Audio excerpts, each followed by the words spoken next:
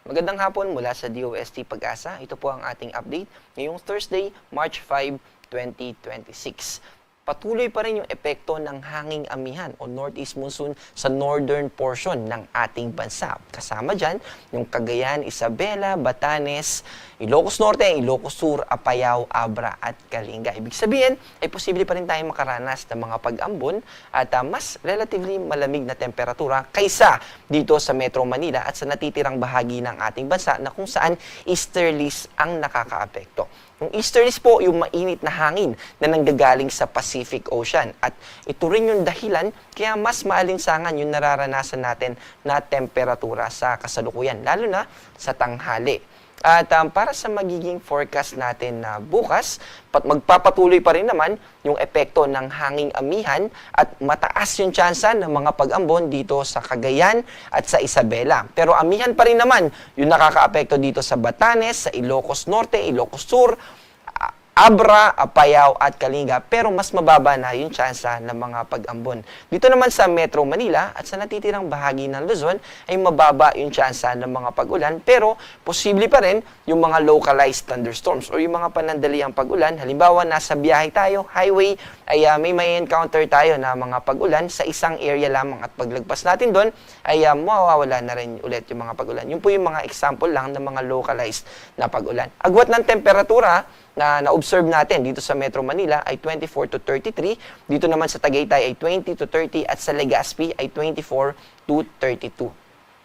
Dito sa Visayas at sa Mindanao, sa kabila ng epekto ng easterlies at yung mga kaulapan na previously nakakaapekto dito sa eastern portion ng Mindanao ay sa kasalukuyan na humupa na po. At ito po ay nabawasan pa. Ibig sabihin, sa buong Visayas at Mindanao, mababa po yung tsansa ng mga pag-ulan. Also, again, posible pa rin naman yung mga localized thunderstorms, pero mas bumaba lang yung tsansa ng occurrence o yung posibilidad na mangyari ang mga ito. Ang agwat ng temperatura, dito sa Cebu ay 26 to 32, dito naman sa Iloilo ay 26 to 32 din, at sa Davao ay 25 to 33. Wala po tayong nakataas na gale warning sa kasalukuyan, pero ang pinakamataas na posible natin na ma-encounter na taas ng alon ay hanggang 2.5 meters. Dito po yan sa northern Luzon, yung seaboards natin dyan. At para sa susunod na 3 araw, simula Saturday hanggang Monday, yung weather condition na nararanasan natin dito sa Metro Manila, sa Baguio at Legazpi, particularly sa malaking bahagi ng Luzon, mananatili yung impluwensya ng easterlies hanggang Sabado. Pero simula Sunday o sa Linggo ay muling lalakas yung hanging amihan.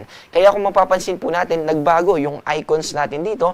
Yung muling paglakas po ng amihan ay posibleng magdulot ng mga pag-ambon dito sa Baguio at sa Legazpi hanggang sa Monday. Pero dito naman sa Metro Manila, mananatiling mababa yung tsansa ng mga pag-ulan at in terms of yung difference ng icon na ito, posible yung mga thunderstorms dito sa Metro Manila hanggang Saturday, pero simula Sunday hanggang Monday, most likely mga pag-ambon na lamang po ito at associated ito sa amihan. Dito sa Visayas, particular na sa Metro Cebu, Iloilo at Tacloban, mananatili yung impluwensya ng easterlies. Pero dito sa Tacloban City, by Monday, dahil po sa paglakas ng amihan, yung paglakas po ng amihan pababa hanggang sa Visayas at yung pananatili ng easterlies, ito po yung characteristic para mag-form yung shear line. Yung salubungan ng hangin na yan ay magdudulot ng mga kaulapan na posibleng magdulot ng mga pag-ulan. Kaya naman po dito sa Tacloban, by Monday, ay magiging maulap ang ating kalangitan at magiging mas mataas yung tsansa ng pag-ulan. Dito naman sa Mindanao, tulad po ng binanggit natin kanina na posibleng pagbuo ng shear line, ay dito naman po ito makakaapekto sa northeastern part ng Mindanao, particular na dito sa Cagayan de Oro, by Monday din po. Pero throughout Mindanao ay magiging mababa po yung tsansa ng mga pag-ulan. Pero watch out pa rin doon sa mga localized thunderstorm na binanggit natin kanina. Para malaman po natin kung may posibilidad ba ng thunderstorm sa mga lugar natin, ay posible nating bisitahin yung panahon.gov.ph, i-click natin yung icon doon na bell sa upper right at makikita natin hanggang municipality level po ay pinapalabas po natin doon sa ating website na iyon.